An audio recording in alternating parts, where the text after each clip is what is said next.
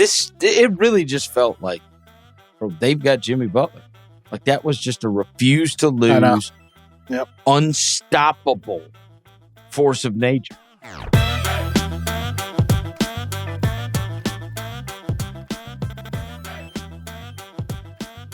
I don't know how many times we've come on the air and said this during playoff time, but if we're doing a regular season draft and we're doing a postseason draft, there's no greater disparity in when a player is drafted than Jimmy Butler. My God. Man.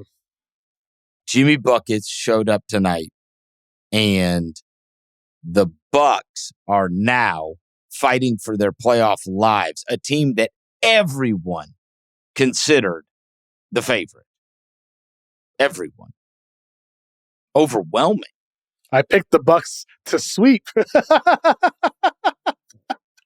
And it just goes to show how many times we talk about, do you have the best player on the floor? And he do. Even in a series that is including Giannis Antetokounmpo on the other side, you still have a chance of having the best player on the floor for an individual game. I'm just talking about for that night. Did you have the best player on the floor? And Jimmy Butler is a guy that no matter who is on the other team, you could feasibly have the best player on the floor. And that was one of the absolute all-timers. I mean, pumping up the crowd, hanging, dangling off the rim, pulling up for threes in transition. When he pulled up for the second three in transition, I lost it. Me too. Absolutely I yelled. Lost I it. Screamed so loud. That was, my God, Kevin. What an unbelievable performance that was. What a heat check that was, right? He's like, I know I'm feeling it. Let's find out how much I'm actually feeling it. And what's crazy is they don't have Tyler Hero. They're running out, I think they said on the broadcast, 7 undrafted players. Isn't that wild? Yeah, Duncan Robinson out there. Highsmith getting minutes off the bench. They started Kevin Love. Yeah, old man Kevin Love. Kevin Love was just an outcast. Like they just, they just got rid of him in Cleveland. They could use him. Yeah, Caleb Martin hitting big time shots down the stretch. Another undrafted guy. I mean, my goodness, dude, that Heat roster. It all comes down to Jimmy Butler ultimately, though. I mean, that was, like you said, a historic performance. Especially that fourth quarter was absolutely special. Because look, Giannis is the best player in the world.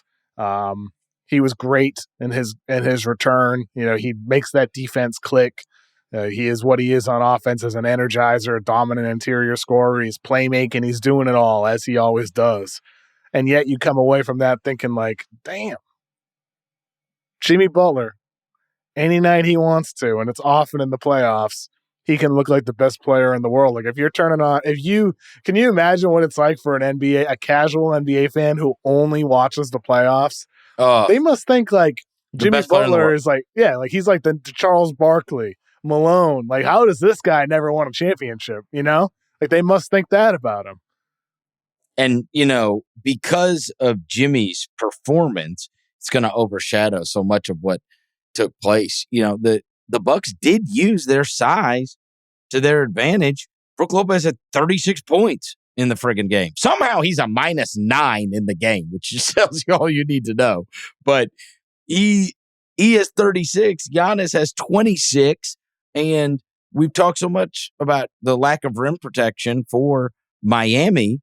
And there it showed up again. Just not, you got a 6 of 19 from Holiday. You got a 4 of 12 from Chris Middleton. Man, so, Middleton, Chris, that's like that game one he had, that felt like a positive silver lining for the Heat. He's 33 points in game one.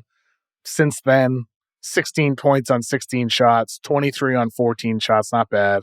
14 points on 12 shots. He's just not consistent going back to whenever he returned back in early February when he came back. He just hasn't been consistent as a scorer is all. Nowhere close to the heights that we've seen him reach in the past. That's a problem. Like when you talk about can the Bucks come back from 3-1, Chris Middleton's got to find, the old Chris Middleton. Well, and it really just felt like, bro, they've got Jimmy Butler. Like that was just a refuse to I know. lose, Yep. unstoppable force of nature. 56 in a freaking playoff game against a team that's supposed to be the favorite, whose season feels on the brink if they lose. Like they have to have that game.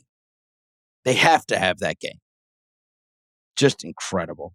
Absolutely, positively incredible. Because there's nobody else. There's nobody else on their team. Like you could say, like, Caleb Martin made some shots and they've dusted off the $90 million man, Duncan Robinson. And they got 10 points out of Gabe Vincent, but nobody else on the team had more than 15 points. He had 56. And this puts them in a very precarious situation, the Bucks. You would assume that they will, I think probably with both of these series, you're going to see situations where these teams now have put themselves in the position where they're going to be able to close out their opponents at home. I would be surprised if Memphis didn't win Game 5. I'd be surprised if Milwaukee didn't win Game 5. But then you've got to go to their place in order to keep your season alive. And that's going to be the case. Jimmy's going to get to do that in Miami, and LeBron's going to get to do that in LA. That's what I'd guess probably takes place. The Bucks clearly have the better chance of coming back, but I don't know, man. Am I beating that guy 3 times in a row? That's what I would be thinking. I know. Same way I think about it with the LeBron thing. You're probably not beating that guy 3 times in a row. Jimmy Butler, you beating him 3 times in a row to be able to win a series? Well, I mean, think about like that performance. I looked this up on StatMuse earlier tonight because like the efficiency, he shoots 67.9% from the field, scoring 56 points. That feels absurdly high, for a field goal percentage for that amount of points. In playoff history, only Jimmy Butler, Charles Barkley, and Michael Jordan have ever scored 56 plus points while shooting 65 plus % from the field. Unbelievable. I mean, you look at this, Kev, too. Look at the point totals they put up in this thing. They put up 130 in Game 1. They put up 122 in the game they lost, where the Bucks made like 25 threes in the game. They put up 122. They put up 121. Then they put up 119, tonight in that. And who the F do they have? Like, how is this team scoring 120 points against you? They got one guy.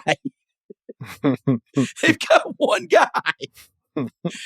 How? Like, kudos to Gabe Vincent and Caleb Martin and Duncan Robinson and Kevin Love and Kyle Lowry and the rest of them. But like, I sit there and I go, how is this happening? They have one guy who's like amazing. There's one guy to game plan against, theoretically. I mean, listen, like isn't that that's so embarrassing about the Bucks? Yes. I mean, aren't you thinking if this guy doesn't kill us, it's going to go a long way towards us winning? It's a joke. Like they're just going under every time a screen is set for him by Kyle Lowry. And like they're not doing anything different. They're not sending 2 at him. They're not switching.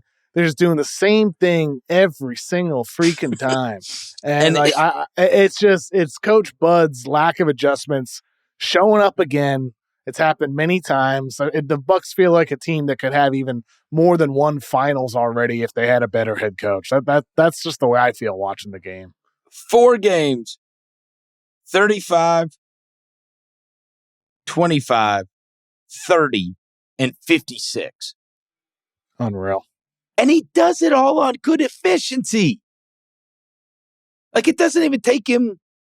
The most shot attempts he has is the first one where he took 27 shots, but he was 15 of 27. So you'd at least, say, oh, well, At least if he scored 35 points, it took him 27 shots to get there. But I mean, he's 19 of 28 tonight for 56 points. Then he goes to the free throw line 18 times and makes 15 of those. I just don't get the lack of switching. I just don't get that. I don't. You know, like you're facing this guy, you're spitting out all these numbers. You know who Jimmy Butler is. You know what he can do. He was doing it right in front of you, and yet you're not. You're not sending two at him. You're not forcing him to be a passer. You're not trying to make somebody else beat you. I get it, but look, Kev, he was a shot away from doing in the Celtics last year. I know. He's amazing. And they got wing defenders all over that roster. And a coach that everybody thought was good. He's just that guy, man. I know he's that guy, but this series, they're not pressuring him in pick and rolls. They're not switching. Yeah. It's just strange. It's strange. Well, and this is Giannis got that back against the wall now. Mm-hmm. And you and I are both in agreement that Giannis is the guy we would want. But I mean, he's the guy that's got to have the 56. But who's the coach you'd want? It's Spo. Huh? Who's the coach you'd want? It's Eric Spoelstra. There's no question Eric Spoelstra's a great coach. Yeah. Right? But I mean, like, to me, you've got the, like, is it Budenholzer's fault that Drew Holiday's 6 for 19? No. Is it his fault that Chris Middleton's 4 for 12? I mean, well, it is his fault that Giannis isn't getting touches during that 12-0 run. It is his fault that he's not calling a timeout. Those things are his fault. Like, there's certain things that aren't his fault. Players play, coaches coach, to take an old Bill Belichick line. There's certain stuff that you cannot control as a coach. There are certain things that you can. And I feel like he failed at the things that he can control in that fourth quarter.